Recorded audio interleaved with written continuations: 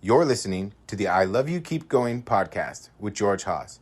For more information, please visit our website at www.mettagroup.org. That's www.mettagroup.org. So welcome, everybody.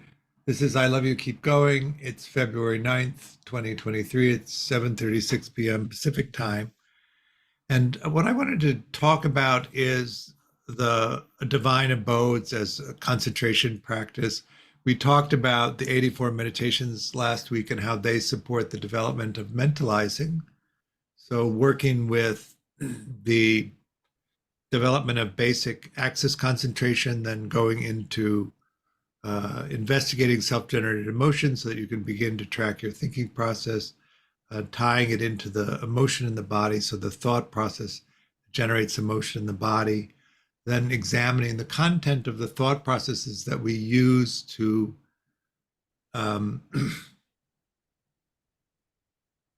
regulate our emotions through thinking.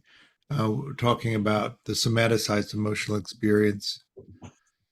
That part of the 84 meditations is really around supporting the development of the mentalizing modes of spontaneity versus monitoring and the cognitive versus affective, and then using the see, hear, feel technique to develop the mentalizing strategies of self versus other and internal versus external. When you're in secure functioning relationships, though, what we're really talking about is exploration. So we withdraw to the attachment figure for safety and emotional regulation when we can't manage it ourselves, and then the support and encouragement to go back out and explore things that have meaning to us. And it is this process of being able to come back to somebody and feel completely secure in the sense that they'll meet us and that they'll delight in us, that they'll be kind, that they'll be compassionate and open to the experience of our suffering, and that they don't get knocked out of balance by the intensity of our dysregulation if we're coming back from the experience of exploring and have been knocked sideways. I use the metaphor often of the high wire. So, what is it like to be on the high wire and then be concerned about falling to your death and there being a net or not being a net, and how much risk you would take? I happened to be in New York, living there when the World Trade Center towers were there. There was a French uh, tightrope walker who was named, I think, Philippe. Let's see. I can Google it quickly and come up with an answer.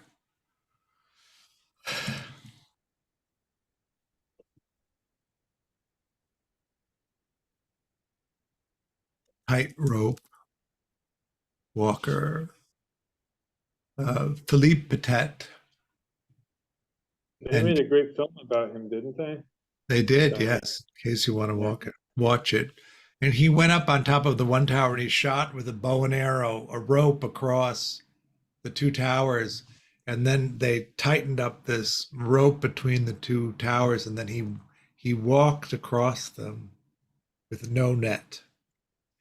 And actually, the police came and they were on both sides of the rope, and he was in the middle between the two buildings. And he realized that it was his one chance, so he stayed out there for 45 minutes. Can you imagine being 104 stories above the ground with no net on a tightrope? I can't imagine that. I'm terrified of heights. I like having a net.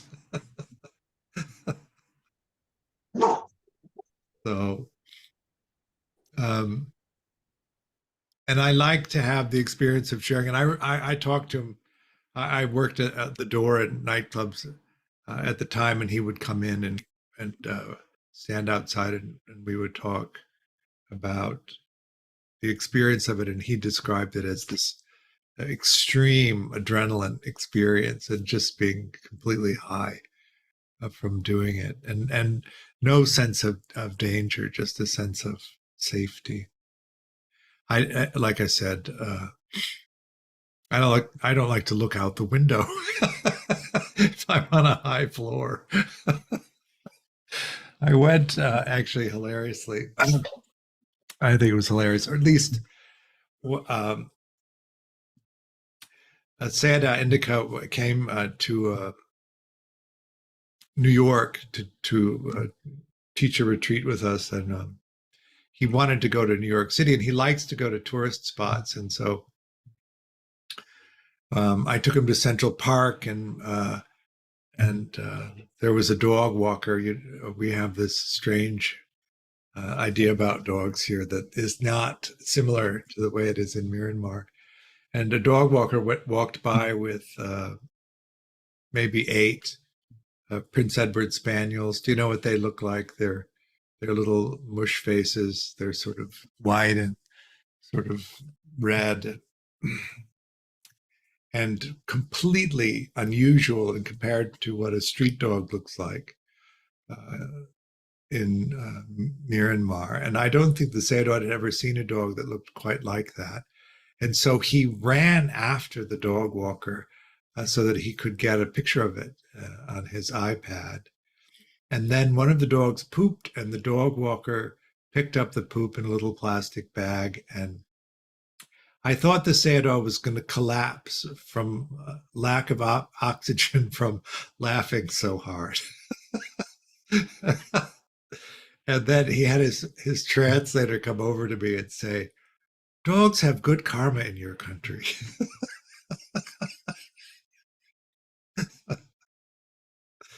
But he wanted to go to the top of the Empire State Building. And so I took him to the top of the Empire State Building, and I was sort of plastered against the back wall. And he also thought that that was hilarious because apparently he has no fear of heights.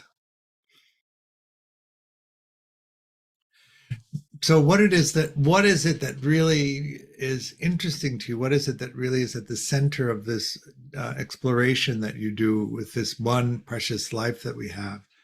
And how do you get yourself to go out there? One way that you can do that is by putting around yourself close relationships that you can use to support you in your exploration, so that you can go out and you can really take risks, because you know, even if you get completely discombobulated, there's a place that you know that you can come back to, and that you have the experience of being received.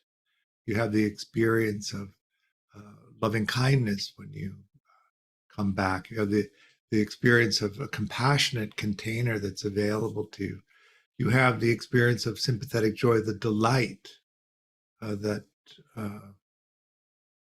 is one of these currencies that support exploration. And you have a sense that you're not going to knock the other person off balance because they have the capacity for equanimity. So what we want to do is cultivate that in ourselves so that we have that to offer, and then also to choose people that we surround ourselves that support our exploration that also have these capacities. So we begin in the training for this, working with the Brahma Viharas, the divine abodes, as concentration objects. One of the things about all of these, for instance, with loving kindness practice, the near enemy of loving kindness practice is sentimentality. And sentimentality is what happens when you slip out of the present moment awareness into the thought process. So that we need to be careful when we begin to develop loving kindness practice, that we don't intend to generate a particular emotional state in the body using words that are basically self-generated emotion thoughts. We can do that, of course, as long as we can stay in the present moment and not slip into the thinking process. But one of the dangers of using a thought-based process to generate an emotional feeling in the body is it's very easy to slip out of the experience of the present moment into the thought processes, and then actually you're not practicing the development of a stable mind state of loving kindness. You're caught up in a self-generated emotion process. Not that there's something wrong with it, it's just they're not the same. We do want to be able to develop thought processes that are emotionally regulating, and that can be one of them.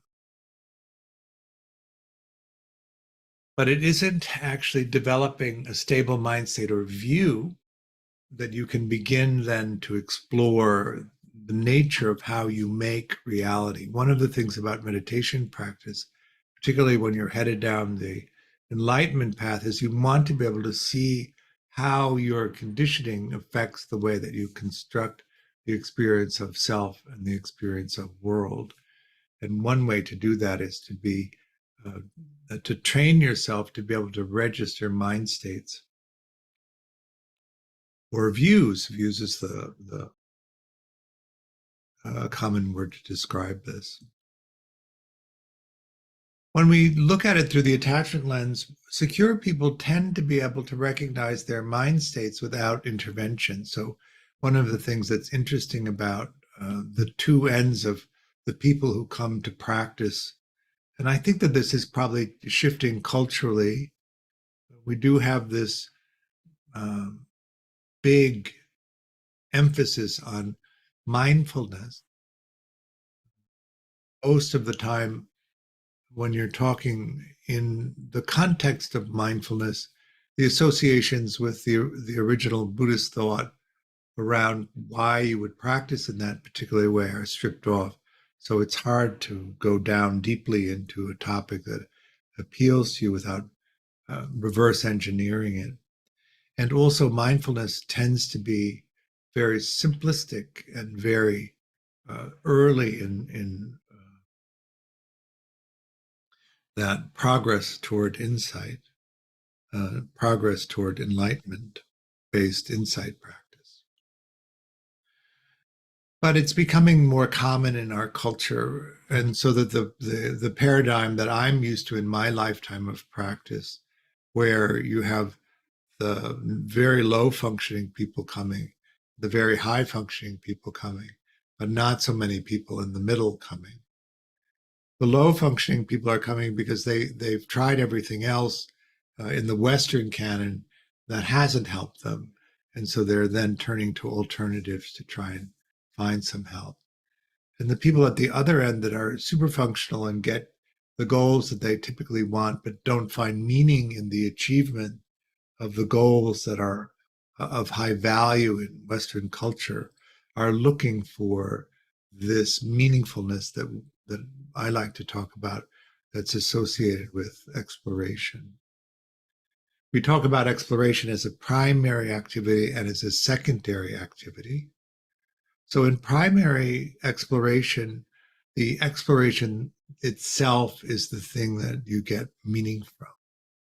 And in secondary exploration, what you're really doing is accumulating time, energy, and resources that you can then use for your primary exploration. So what happens to often to super achieving people is that their energies are all confined to a secondary exploration where they get a lot of time, energy, resources, social status, but they don't get the meaningfulness that would come from a primary exploration. I think one of the things about the way that society has been organized, particularly the post-war society, if you understand the basic economics of what happened to the world in the previous centuries before the 20th century, the class structure was pretty rigid, and the mobility between classes was pretty limited, and the economics were pretty stable. There wasn't this sense of growth capitalism. It was more a structural sense of who had and who didn't. But because we had these two world wars back to back with a short interval, we basically blew up a big part of the planet, which resulted in the need to rebuild that, plus the advent of technology. And so we've had this period of growth, which fueled this idea of growth capitalism, because there was so much to do to restore the part of the world that was destroyed through these big war events. But now we haven't blown up the world recently enough to need to build more stuff. And so what we're noticing is that that 3%, 4%, China in its 6 to 8% growth isn't going to happen. And how then are we going to adjust that? We also notice that we've consumed the planet in 150 years. Can you imagine the consequences of that? The environment being degraded. The other thing that's happening to growth capitalism is that the population has stopped growing. And in fact, it's beginning to decline in several of the big economies. So that whole model of growth economy that was fueled by those wars and by the big building and by the big tech advance requires an ever expanding population on a small planet with limited resources. So that's also not going to work. But in that model, the secondary exploration is actually the thing that was held up as the ultimate goal. You get the bigger house, you get the cars, you get the family, you get the educations. All of that stuff comes from the secondary exploration. So the people who did well in that system and found that it didn't actually provide the meaningfulness that they needed come to practice and then turn toward the spiritual investigation. They try to make sense, and they have the bandwidth to try and make sense of what is the meaning of this life that we're in. So I don't know that you necessarily have to go through the whole pursuit of the goals of this mainstream Western culture. It is possible to see it for what it is without having to compete in it. And then instead to come to a place of pursuing primary exploration. But because of the way that our culture is set up, it's very difficult to find the means to support yourself only engaging in primary exploration. And so as householders, we almost always have this balance between setting up a secondary exploration that is actually supportive of us to gather the time, energy, and resources that then we can use in our primary exploration. Is that all making sense? But part of this thing that we need to have in order to pursue our primary exploration and really get to the edges of where we can find the meaningfulness is this social group that supports us. And if you grew up in a secure family system, a lot of the components or a lot of the skills that you need are already in place. And if you didn't grow up in a secure family system, then there's going to be some deficits that you need to develop in order to build that and sustain the social network around you. So this kindness, this open-hearted, curious quality about the people that you surround yourself with, this loving kindness, if you can develop it to the point where it's reliable and consistent, then the people that when they come to you from their exploration, looking for connection, looking for the possibility of sharing what they found out, looking for co-regulation if they're dysregulated from it, have the expectation that they'll be greeted with this kindness. People who grow up in insecure, disorganized attachment systems don't necessarily have that automatically. A dismissing person, for instance, often experiences that need for connection, that need for emotional regulation as an intrusive experience that needs to be repelled. They often experience the demand for co-regulation from somebody else as a dysregulating experience. So they can't hold it. They need to disconnect from it. If you're in a relationship to a dismissing person who can't hold the emotional experience and can't help you re-regulate when you need that, then how are you going to really go to the edge of your exploration without a net? If you are like me, afraid of heights. Is that making sense? So the thing that makes the safety net in terms of the relationship group work really well is this reliable response that people give you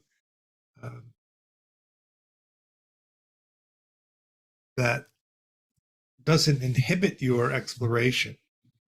If, on the other hand, we don't have the safety net and we attempt to explore and it dysregulates us, how much of that dysregulation can we tolerate before it begins to inhibit the risks that we're willing to take? And I'm not talking about crazy risks where your sanity or your physical body is in line, but the things that you need to find out. Often you have to move beyond the window of your comfort in terms of effort. So we begin this practice developing loving kindness, the skill of loving kindness, the mindset, mind state, the view of loving kindness, and we develop it in such a way that it's reliable, that we can come into that mind state when we need to. One of the things that happens first in this practice, and one of the reasons that we spend so much time focused on practicing for yourself, is that we have this working model that we create of ourselves, of course, of other people. And it's really a collection of gists. So a gist is like a little algorithm of experience that activates in the body and creates a sensorial experience. And the pattern of these gists, the how many are they? Hundreds of gists that create thousands of gists that create a sense of the experience that we have, that we identify as ourselves. When something activates them, they pop open and create the sensory experience that we recognize as ourselves. Does that make sense? There is no seat of self. There is no constant, ongoing experience of self. There is the reaction in the present moment, the activation of these many gists that are gathered together that create a pattern of sensory experience, which we have identified as our self-experience. Does that make sense?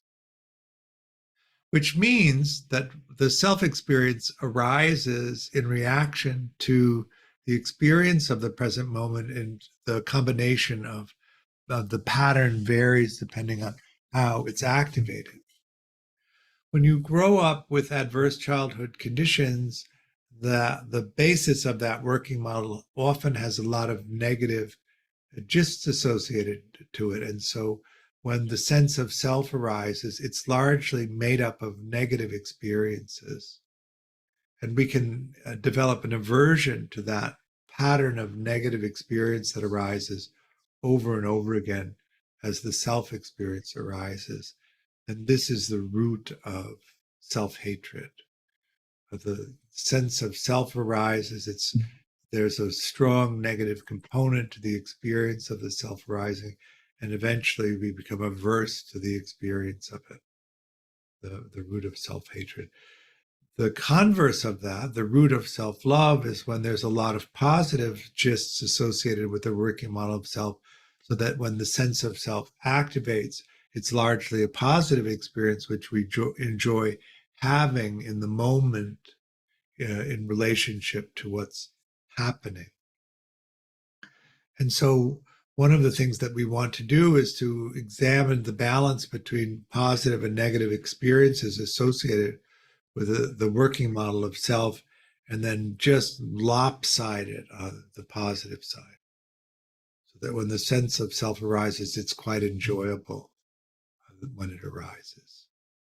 Is that making sense? We do see that the sense of self arises and passes like all other sensing experience. The sense of duality that arises, that this is the self observing what's out there, is the same sensing experience as everything else. But at the same time, we do have the self experience arising. And when you're talking about householders and being in the shared experience of householders, it's a useful organizing principle and a useful basis for conversation, for communicating. So I think that it's useful to develop a skillful experience of self that you can turn on, a brilliant sense of self when you need it, but because you know it's ephemeral, you can not cling to it. That's making sense. So then we begin to develop the positive mind states.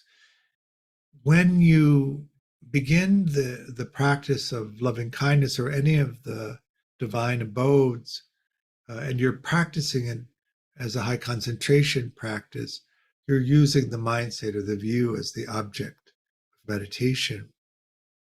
If you grew up in a secure household, this is going to be something that you recognize pretty quickly because you already know how to do it, because you had attentive enough care where you learned to do it as a child. And so it's just one of the skill sets that come with secure functioning, basically.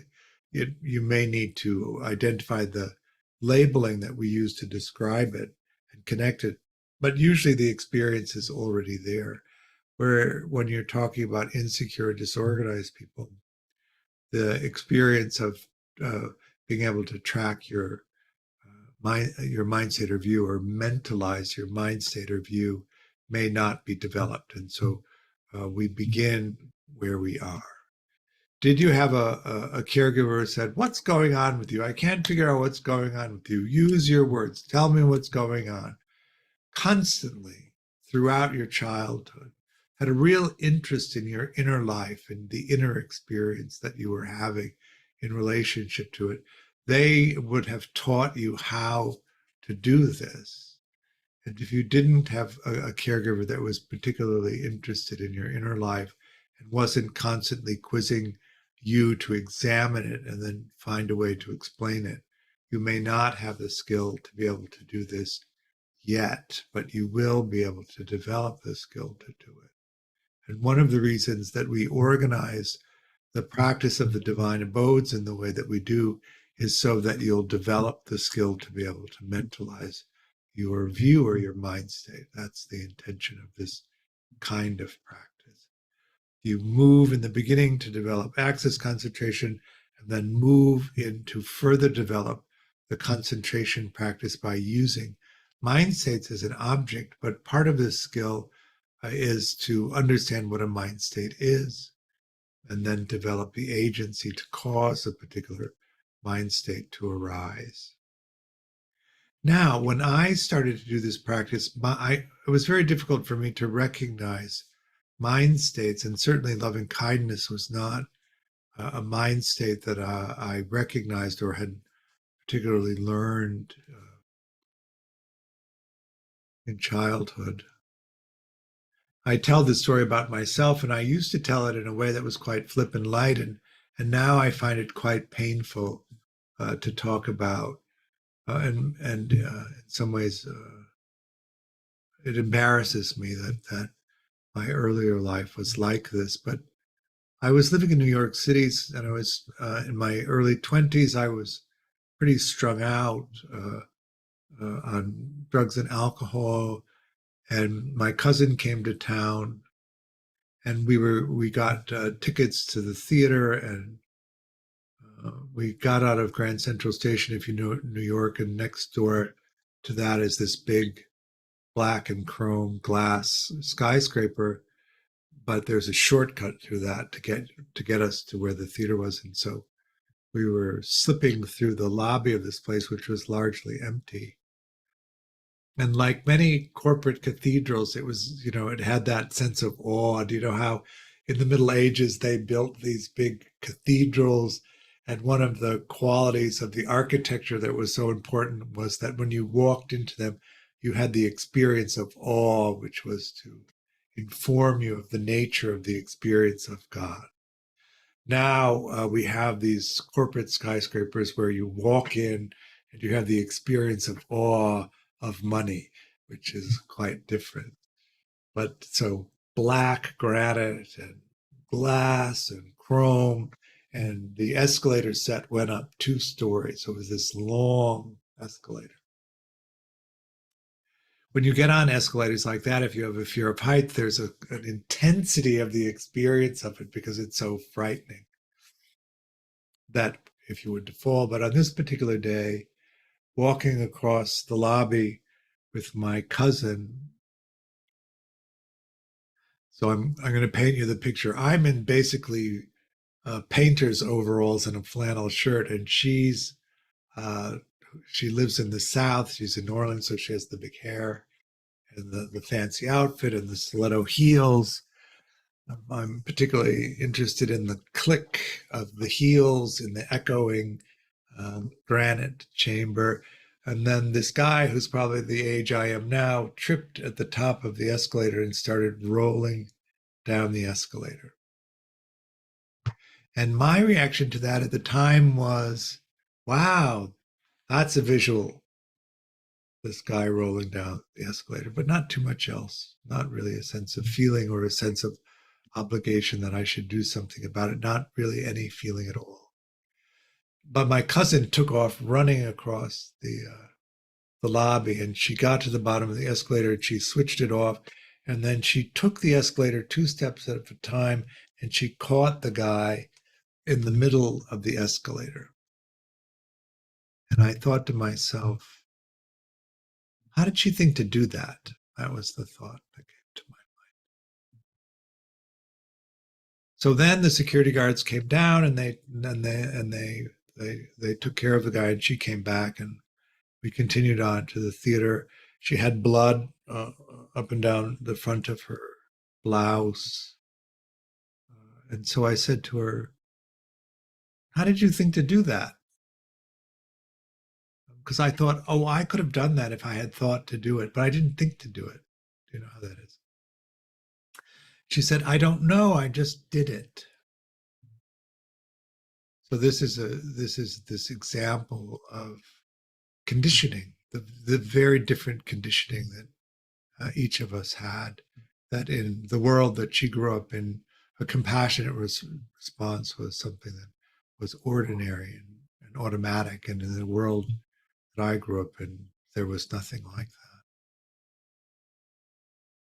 But it stuck with me, and I knew that there was a deficit there. I didn't know what the deficit was, but I knew that there was a deficit there, that indifference to the suffering experience of other people bothered me. I thought that that it was morally wrong, and I wanted to fix it.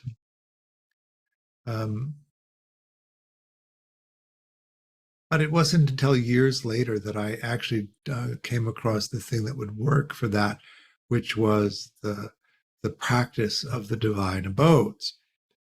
So I know that from my own experience that the shift is possible. Christian? George, I'm curious if you have a sense of that person yourself on the escalator as like a different person, or if you have a sense of sort of a continuity of like your evolution so that that's kind of you, or like is that a different person in the way that you see that? This is a good question because it points to the nature of the self experience. So, what I notice in my self experience is that my self experience arises, and I think it's the same self experience that I've always had. Uh, each time it arises, it seems like the same self experience that I've always had. So, when I recall this story to you, it seems like the same self. Obviously, I'm not 22 anymore. But what's different then is the automatic choices that the self experience adopts as the doer, the believer, the actor. The unconscious automatic processes create all of those responses, and then they're presented to the self experience as a veto. But the self experience almost always has the sense that I'm doing this, I made that choice, I caused this to happen. When actually that's not what's happening. What's happening is the automatic doingness of, say, Christian, or the automatic doingness of George, as Dan Brown used to say, the Danness or the Georgeness or the Christianness happens. And then the self experience observes that happening. But that observer self, since it's so constantly being updated and doesn't really track all of this, the changes, appears largely the same. So the reason that we do all of these meditation practices is so that we can stack the database with new possibilities, and then we just watch the body mind generate the new possibilities, even though the self experience of generating them feels or is experienced as largely the same. Is that making sense yet? Yeah, it kind of occurs to me that, this is all very theoretical, but occurs to me that it could be harder to have a sense of compassion for an earlier version of yourself if you kind of had a sense of that version being cut off, and sort of separate, as opposed to it kind of being the same self. Does that make sense? Like you I to have a sense of sadness that I didn't certainly have then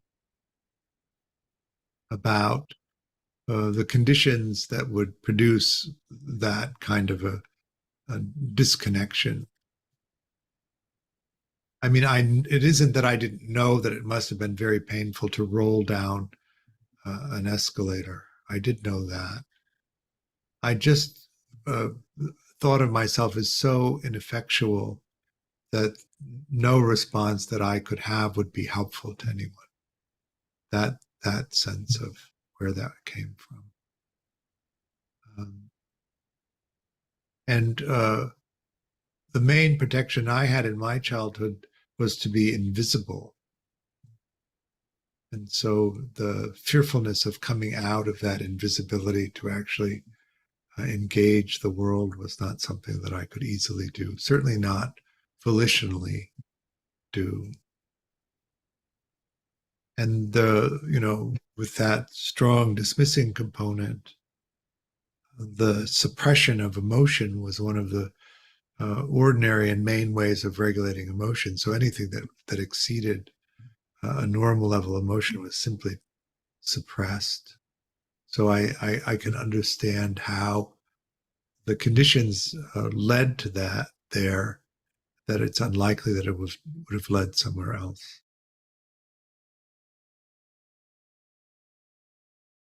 So in the beginning of this practice, we identify what a mind state is, make that the object, and then we load ourselves up with these positive experiences, so the intentional positivity. Learning the difference between loving kindness, this curiosity about other people and about yourself, compassion, the willingness to hold the suffering experience of someone else. What this means, of course, is we need to develop a robust way of emotional regulation that we can use on our own emotions, but also use to help co-regulate somebody else. The bigger the greater the capacity that you have to co-regulate somebody else, the more freedom they have to go and explore, because they can be in more and more distressed states when they come back. It isn't necessarily, I'm not necessarily saying that you always get dysregulated by exploring. Sometimes it's exhilarating. Exhilaration can also be dysregulating. But you don't always succeed. The Japanese have a saying, 7 times down, 8 times up. We need to develop a resiliency to really go for it. Without that resiliency, we keep limiting what we're willing to do in our exploration to avoid the dysregulation. If we don't have people that can help us co-regulate when we're unable to re-regulate ourselves, we limit our exploration. And it is possible to limit your exploration to the point that it isn't meaningful enough, your life. And then you find yourself in despair because the difficulty of the life that we have in this human form, even for the level of privilege that most of the people that I encounter have, it's still difficult to be in this human incarnation.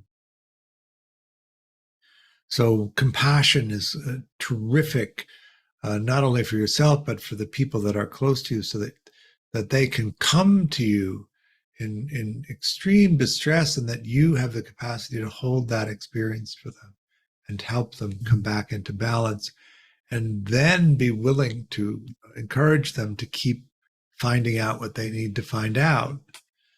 If they overwhelm you with their suffering, then unconsciously we all begin to limit the risks that they take, so that we don't have to have the experience of being distressed by their dysregulation. Sympathetic joy is the one that in attachment terms we would call delight, that you delight in the beingness of the other person. They don't have to do anything. It's not performative. It's just the beingness of them that delights you.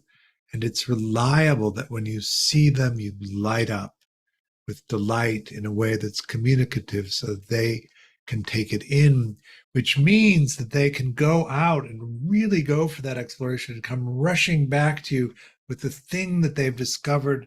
And their expectation is you'll delight in the experience of being with them, and whatever they found out won't affect that delighting response to them. And then the equanimity, the balance, that you can keep in balance so that you have that to offer them. Of course, if you have all of that to offer and you find people that also can do that, then you have it available to you, and you collaborate on this exchange. They do it for you and you do it for them.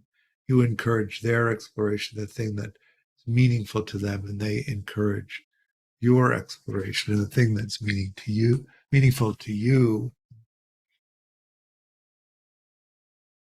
But in insecure and disorganized attachment, that typically isn't what happens. Dismissing people are primarily focused on secondary exploration because they transact care. They're not reciprocal. And the reason that they tend to couple with preoccupied people is that preoccupied people have not learned to explore, and they seek constant proximity to their attachment figure because they also don't regulate themselves well. The dismissing person is not offering regulation, but what they are offering is the experience of someone who doesn't experience their emotions, so that the emotional distress that preoccupied people often find themselves in isn't something that drives the dismissing person away. And often the helplessness that the preoccupied person expresses, the dismissing person enjoys because they can solve the problems in appearance, because they aren't real problems. The helplessness is artificial. And the solutions that the dismissing person offers is also artificial. but the optics of it work for both parties in the relationship. Is that making sense? Disorganized people, of course, are the people that have the most volatile emotional experience, but they tend to isolate, to regulate, because their experience of relationships is unproductive, and the accumulated disappointment is, by the time you're in your mid to late 30s, overwhelming. And so don't want to risk the confusion and disappointment of another relationship failing. And so you just isolate. The skills that you need to be in an intimate relationship, in a steady, close relationship, you can learn using the divine abodes, and that's why we teach them in the way that we do. But we need you to be able to recognize mind states or views, to mentalize them at a speed rapid enough so that you can see what's actually happening. And that's also why we tend to go toward the high concentration way of practicing rather than in the intentional development of emotional states in the body. So up in the head rather than in the body. In the integrated metta-vipassana way of practicing, we also need to be able to reliably cause these views or mind states to arise, so that if we do go into the vipassana side and touch into material that's too painful to contain within the window of tolerance, we can withdraw from the vipassana practice into the heart practices, and as a refuge, stay in intentional positivity until we regulate. What often happens if you don't have this integrated practice, or you haven't spent the time to develop the heart side of the practices, is the vipassana side heats up too much, or the insight side heats up too much, and then you simply withdraw and stop meditating as a way of regulating. And so what you'll notice in the narratives of beginner meditators is the starts and stops of practice. They may not be consciously aware that they're touching into material that's too painful, and then they stop meditating unconsciously, this withdrawal from pain. But if you were able to withdraw into the heart practices and you were able to hold a positive container, you could come through that experience usually faster, and then go back into the insight side. And if you felt that you had a reliable refuge that you could go to, it makes you much more open to going deeply into the exploration of meditation. One of the reasons why we like this as a way of supporting the deep insight practice is because it can, I like to, it's not fearless, but it's equanimity with terror that you can develop, so that you're really free to go into the insight side and find out everything that you need to know, because the refuge, the positive, the intentional positivity that can catch you, your safety net you've developed and know through experience, is reliable. Makes sense? So why don't we do a little practice, some sympathetic joy practice, really, from the attachment side. It's the development of delight. Secure people know delight, and it's this pure sense of delight. Dismissing people know delight, but it isn't the pure sense of unconditional delight. It's transactional. It's been monetized. You do this for me and I'll delight in you. It's not the same thing as I delight in your beingness. Preoccupied people really don't have a concept of delight too much. They weren't delighted in. they learned helplessness and the presentation of problems as a way of connecting. If you knew that each time you saw a person, not only would they not delight in you, but they would present you with a problem that you couldn't solve, how difficult would it be for you to generate delight for them? So that's why they have an experience of not so much. And then disorganized people often have the natural quality of delight that they experience being used to exploit them, or that the presentation of delight from somebody who harmed them in childhood was a prelude to being abused. So they have a very troubling relationship to the experience of delight. So we need to move all of these experiences into this spontaneous, reliable experience of delighting in the beingness of other people without them having to perform, without them having to do for us. Make sense? But let's start with practice for self. Usually we'd start with an easy person. So somebody, when you think of them, that natural experience of delight arises. And then if you want, we can switch to